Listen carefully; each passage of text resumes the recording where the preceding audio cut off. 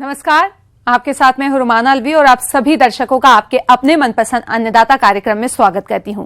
किसान माटी से समृद्ध होते हैं, वे मिट्टी से सोना उपजाते हैं, अपने श्रम से संसार का पेट भरते हैं और मौसम के बदलते मिजाज को पहचान कर अपने कार्य में लगातार जुटे रहते हैं।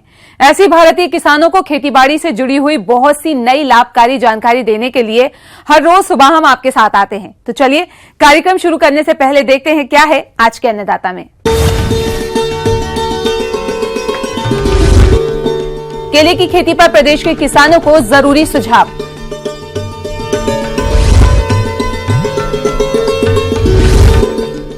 ड्रम सीडर से धान की बुआई करना है आसान।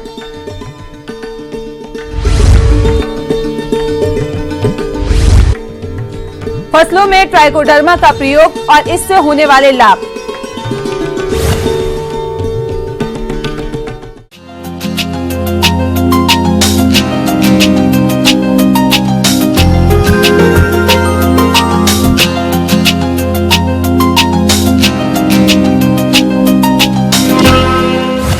केले की खेती उत्तर प्रदेश के किसानों में आमदनी का सबसे मुफीद जरिया बनता जा रहा है। प्रदेश के किसान टिश्यू कल्चर से तैयार केले के पौधों की खेती करके अपनी आय को बढ़ाने में निरंतर प्रयास कर रहे हैं। कहते हैं कि जहां चाह होती है वहां राह भी निकाली जा सकती है। किसानों के इस सफर को आसान बनाने में उनका बाखूबी साथ दे रहे हैं प्रदेश के बाराबंकी जिले के दौलतपुर निवासी रामशरण वर्मा। आज हम इस सफल किसान से मिलेंगे जो आपको केले की खेती पर विस्तार से बताएंगे।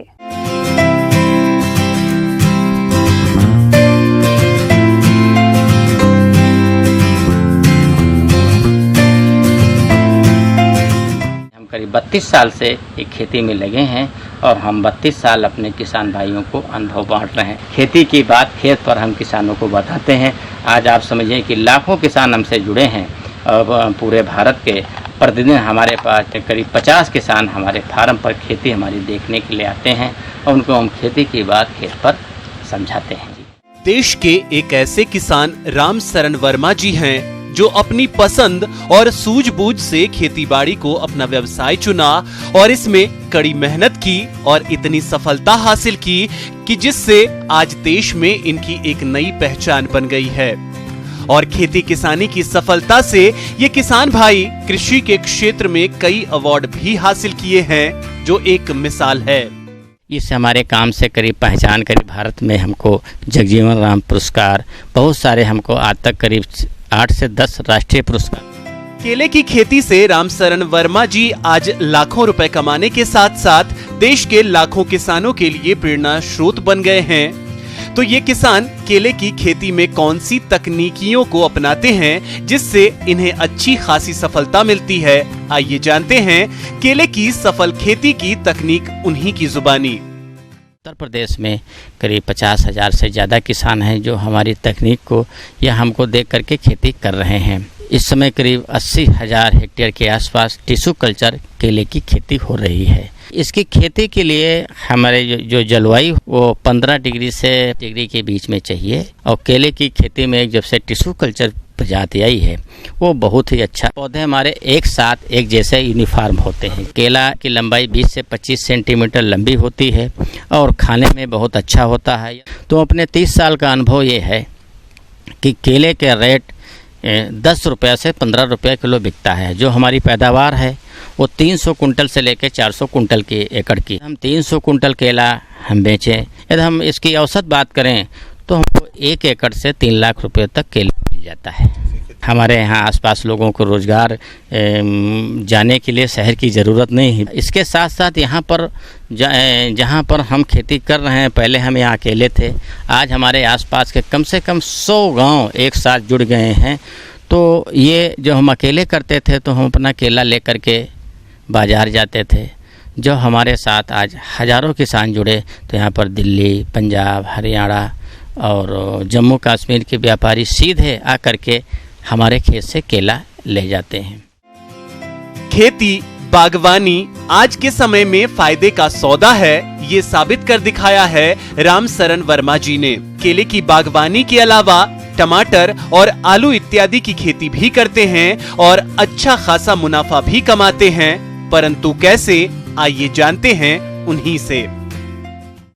दूसरी चीज़ है, हम केला काट करके आलू लगाते हैं। जब आलू लगाते हैं, जो केले का तना है वो उसको हम खेत में पलट देते हैं, तो इससे हमारी खाद बचती है कम से कम 50%। खेती में फसल चक्र का बहुत ही बड़ा रोल है। जब हम फसल चक्र अपनाएंगे तो हमारी उपज 30% कम लागत में और 30% हमारी उपज ज़्यादा बढ़ेगी। तो हम खेती में हम फसल चक्र अपना रहे हैं। तो फसल चक्र अपनाने से केला काट करके जो आलू लगाते हैं, तो जो हमारे आलू की पैदावार है वो 250 कुंटल के आसपास प्रति एकड़ जाती है। इसके लिए हम थोड़ा सा हमने शोध या उसमें सुधार किया है कि जो बीज की गहराई हम 9 इंच पे ले गए। अमूमन किसान हमारे 5 से 6 इंच पे बोते थे, और जो कंद का साइज़ है वो 40 से 50 ग्राम का हमने रखा, तो उससे हमारी भी उपज पर प्रभाव आया है। इस तरीके से करीब 16 कुंटल के बीज की हमको 1 एकड़ में ज़रूरत है आलू की। एक हम टमाटर की खेती करते हैं। जो टमाटर की खेती है इसमें हम जनवरी में इसकी नर्सरी करते हैं, फरवरी इसको लगाते हैं, और करीब 8000 पौधे हम 1 एकड़ में लगाते हैं। लाइन से लाइन की दूरी 4 फीट और पौध से पौध की दूरी 1 फीट रखते हैं। 8000 पौधे 1 एकड़ में लगाते हैं, और एक पेड़ से हमको ये 4 से 5 किलो टमाटर मिल गया, तो 1 एकड़ हमारी जो टमाटर की पैदावार है वो 400 कुंटल के आसपास है। ये टमाटर का रेट थोड़ा कभी घटता है बढ़ता है, लेकिन यदि 5 रुपया किलो बिका तो 2 लाख रुपया है, या 10 रुपया बिका तो 4 लाख रुपया। यदि इसमें हम कल्टीवेशन इसका उत्पादन खर्च निकाल दें, 1 लाख रुपया आसपास हमारे टमाटर में खर्च का आता है, जो कि स्टेकिंग से हम करते हैं, इसलिए इसमें खर्च ज़्यादा आता है। तो इसको हम देखें तो करीब 1 लाख रुपया खर्च करके भी इसमें 2 से 2.5 लाख रुपये का शुद्ध लाभ मिल जाता है।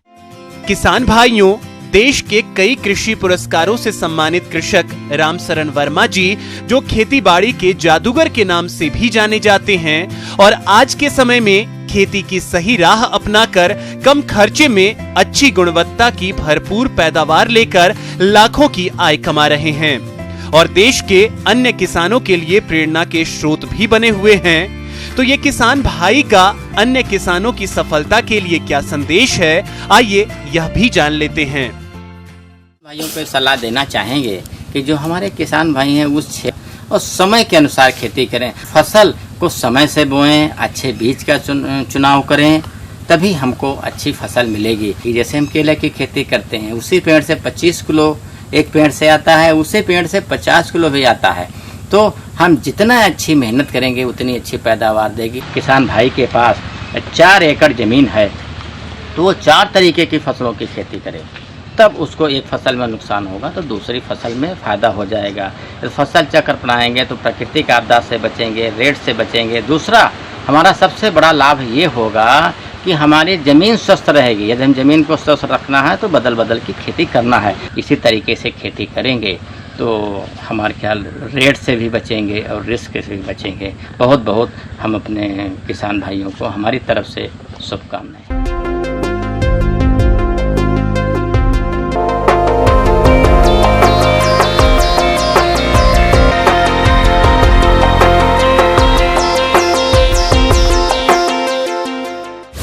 अपने राज्य के कई क्षेत्रों में बारिश कम होती है। ऐसे में इन क्षेत्र के किसान समय पर धान की नर्सरी तैयार नहीं कर पाते हैं, जिससे समय पर रोपनी का काम नहीं हो पाता है।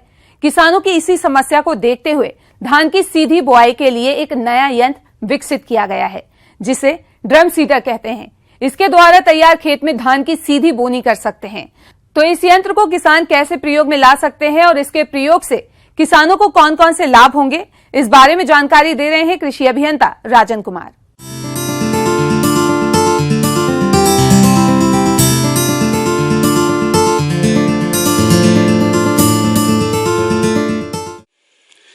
ये बिल्कुल नया मशीन विकसित किया गया है।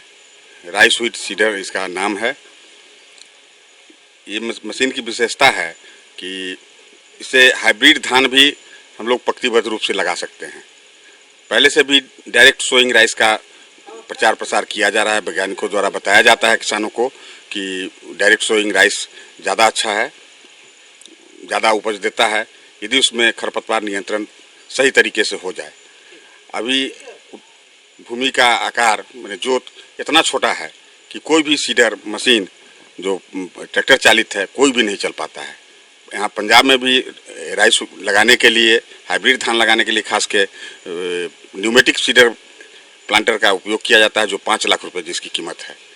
इस मशीन की एक्यूरेसी इतनी अच्छी है कि ये हाइब्रिड धान भी लगाता है। हाइब्रिड धान का जो निर्धारित बीज दर है 6 किलो प्रति एकड़, उसी बीज दर में ये सफलतापूर्वक इससे बुआई की गई है। बहुत अच्छी फसल है, आप इसको देख सकते हैं फसल को। और उसके साथ साथ इस मशीन में विशेषता है कि इससे गेहूं की जो निर्धारित बीज दर है उस बीज दर के साथ बुआई की जाती है। बुआई पंक्तिबद्ध होने से खरपतवार नियंत्रण आसान होता है, पौधों को रोशनी अच्छी मिलती है। निश्चित रूप से उपज 8 से 10% ज़्यादा होती है। गेहूं में हम लोग उपज तक गए थे, एक ट्रायल हम लोग गेहूं में किए थे पहले। उसके बाद धान के लिए हम लोग इसमें लगातार लगे हुए थे। अभी पिछले 2-3 महीने से कई ट्रायल के बाद 1 महीना पहले फाइनल हो गया कि ये मशीन इसी डिजाइन में बनेगी और हम लोग किसानों के लिए उपलब्ध करा दिए हैं। किसानों को डिमोन्स्ट्रेट करा रहे हैं। जहाँ भी किसान इच्छुक हैं उनके खेत में हम लोग ले जाके चलवा देते हैं।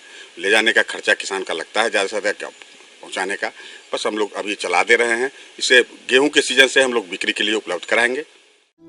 किसान भाइयों, बात करते हैं धान की सीधी बुआई करने वाले यंत्र के बारे में। जैसा कि ये यंत्र ड्रम सीडर मशीन की तरह ही काम करता है, लेकिन इस यंत्र में कुछ तकनीकी बदलाव किए गए हैं। इस मशीन का प्रयोग करने पर खेत में कदवा नहीं करना पड़ता है और सूखे खेत में ही धान की सीधी बुआई कर सकते हैं। इस मशीन के द्वारा धान, गेहूं, मूंग, मसूर आदि फसलों की बुआई कर सकते हैं। इसके द्वारा बुआई करने पर कतार से कतार की दूरी 20 सेंटीमीटर और पौधे से पौधे की दूरी 20 सेंटीमीटर रहती है।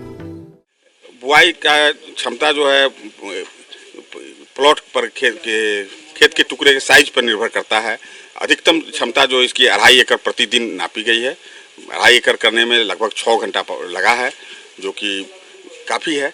वैसे छोटे प्लॉट में सामान्य तौर पे 1.5 से 2 एकड़ आसानी से 5 घंटे में लोग किसान कर सकते हैं। धान में यदि कोनोवीडर का परिचालन किया जाए, प्रयोग किया जाए, जितना अच्छा इसका रो है जिसमें कोनोवीडर चलाना बहुत ही आसान होता है, हम लोग चलवाए हैं, जो आपको हम दिखा सकते हैं खेत फसल, उसमें कोनोवीडर का प्रयोग किया जाए तो 25% तो निश्चित रूप से उपज बढ़ेगा, जैसा कि पौधा दिख रहा है अभी तक। और गेहूं में 10% का वृद्धि पाया गया है।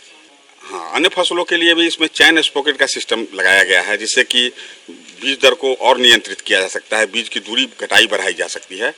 इस आधार पर अन्य फसल भी प्रयोग किए जा सकते हैं, लगाए जा सकते हैं इससे, जिसका प्रयोग आगे किया जाएगा। रख रखाव की कोई विशेष आवश्यकता इसमें नहीं है। ये मशीन चलाने के बाद साफ सफाई करके घर में जो स्टैंड व्हील है, जो चलाने के लिए पहिया है, उस पर लगा के खड़ा करके रख सकते हैं छायेदार जगह पे। और उसके बाद मैंने जब भी अगली फसल लगाना हो तो फिर चेक करेंगे कि इसमें कोई दूसरा बीज पहले से नहीं हो, वो बीज निकाल के फिर नया बीज डाल के शुरू कर सकते हैं।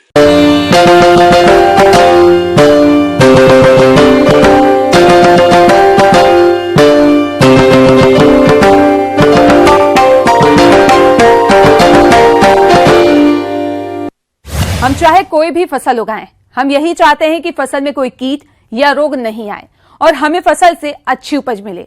लेकिन किसी न किसी कारण से कई बार कीट रोगों का प्रकोप हो ही जाता है, जिन पर नियंत्रण पाने के लिए अधिकतर किसान नहीं चाहते हुए भी रासायनिक दवाओं का इस्तेमाल करते हैं, जिससे कीट रोगों का नियंत्रण तो हो जाता है, लेकिन इन रासायनिक दवाओं का बुरा असर मिट्टी और उत्पाद पर पड़ता है। जबकि कई ऐसे जैविक उत्पाद बाजार में उपलब्ध हैं, जिनका आप फसलों में प्रयोग करके कीट रोगों का प्रबंधन कर सकते हैं, जिसके अंतर्गत आज हम आपको ट्राइकोडर्मा फफूंदीनाशी के बारे में बताएंगे, जिस पर चर्चा कर रहे हैं चंद्रशेखर आजाद कृषि एवं प्रौद्योगिकी विश्वविद्यालय कानपुर के डॉक्टर वेद रतन।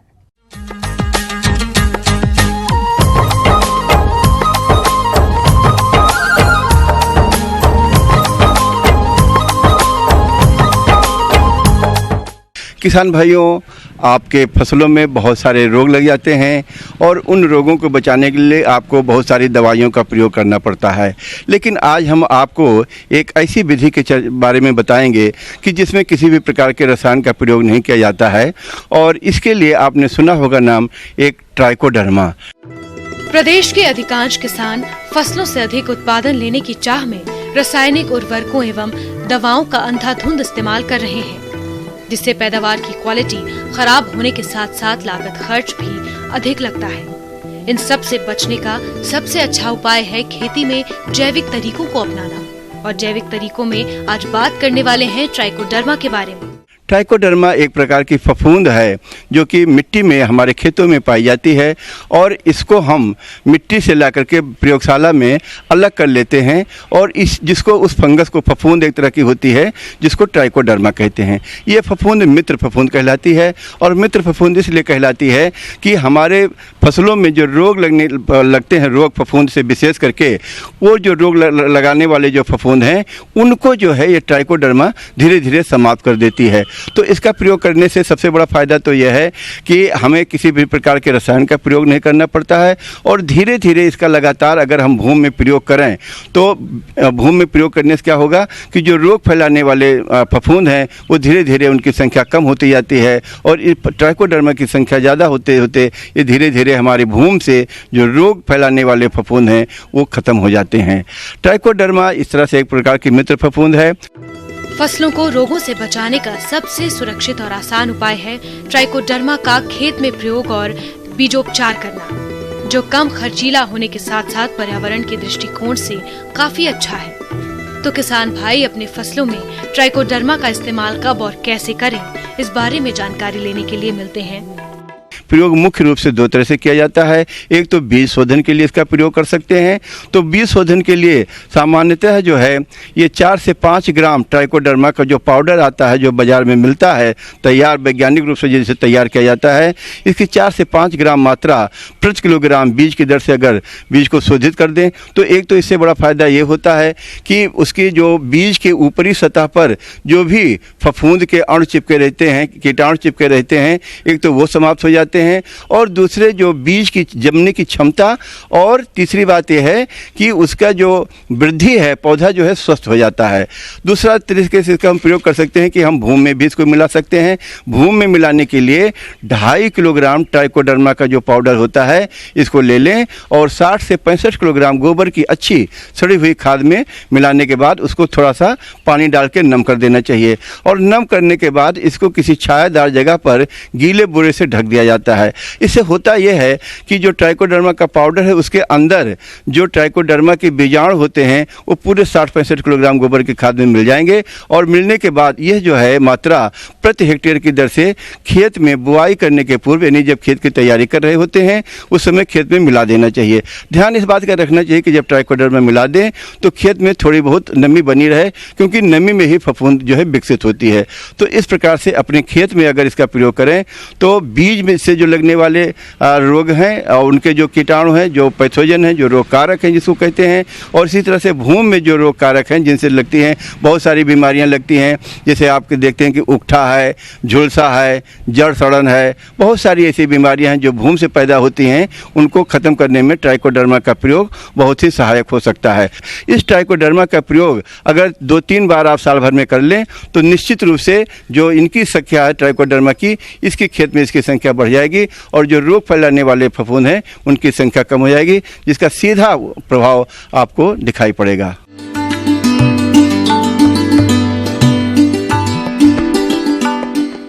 जॉन डियर अन्नदाता हेल्पलाइन निशुल्क फोन संपर्क सेवा के माध्यम से आपके द्वारा पूछे गए प्रश्नों में से 1 या 2 महत्वपूर्ण प्रश्न हम अपने कार्यक्रम में शामिल करते हैं। इसी के तहत आज का चयनित प्रश्न और उसका जवाब इस प्रकार है। निःशुल्क अन्नदाता हेल्पलाइन में आज हमने जिस प्रश्न को शामिल किया है उसे पूछा है शंकरपुर इटावा के रामकरण यादव ने। आपने मक्के की उन्नत तकनीक से बुआई पर जानकारी चाहिए है, तो इसके लिए देखिए कार्यक्रम का यह अंश।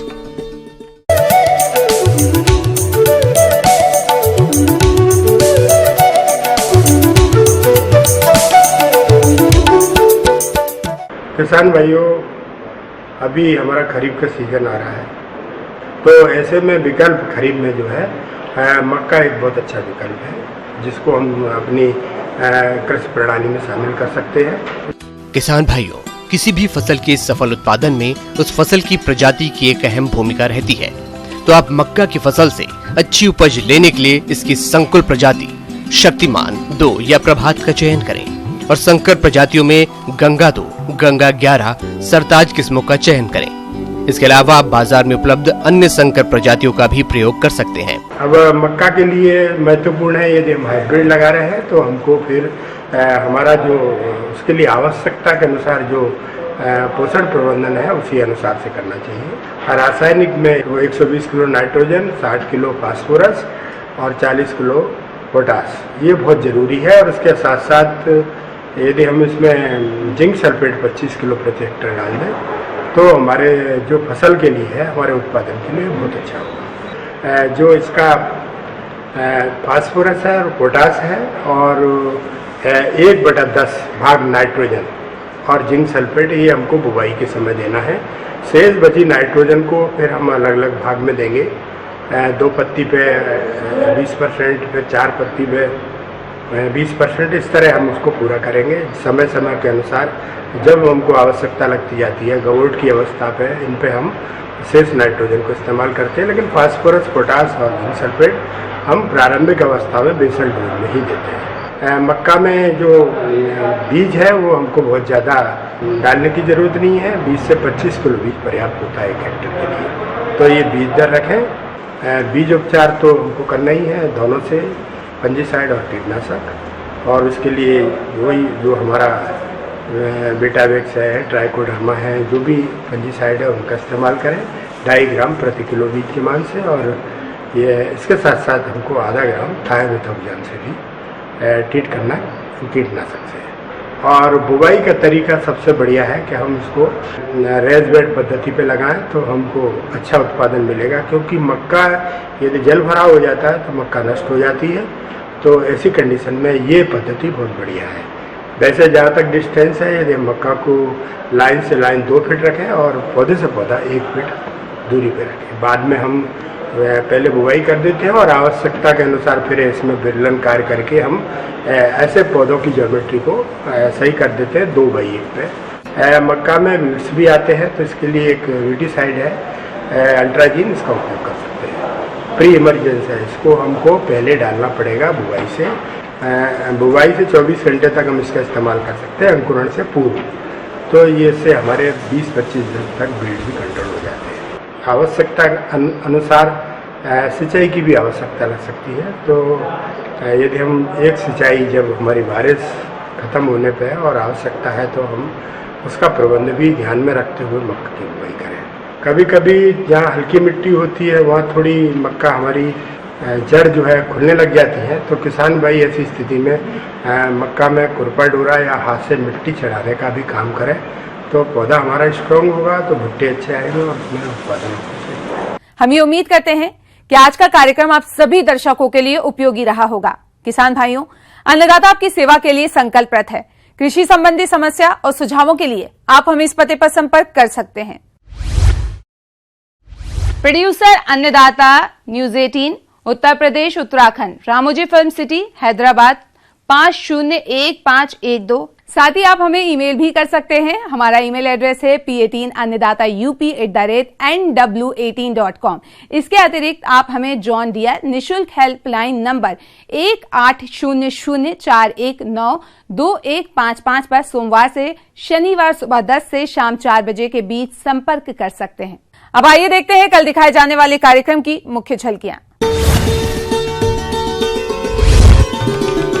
अरहर की बुआई पर तकनीकी सलाह,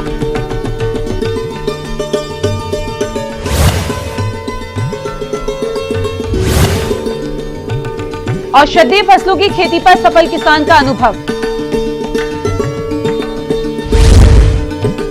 किसान भाइयों, अब समय हो रहा है आपसे विदा लेने का, तो हमारी अन्नदाता टीम को दीजिए इजाजत। कल फिर आपसे मुलाकात होगी कृषि संबंधित कुछ और महत्वपूर्ण जानकारियों के साथ। नमस्कार।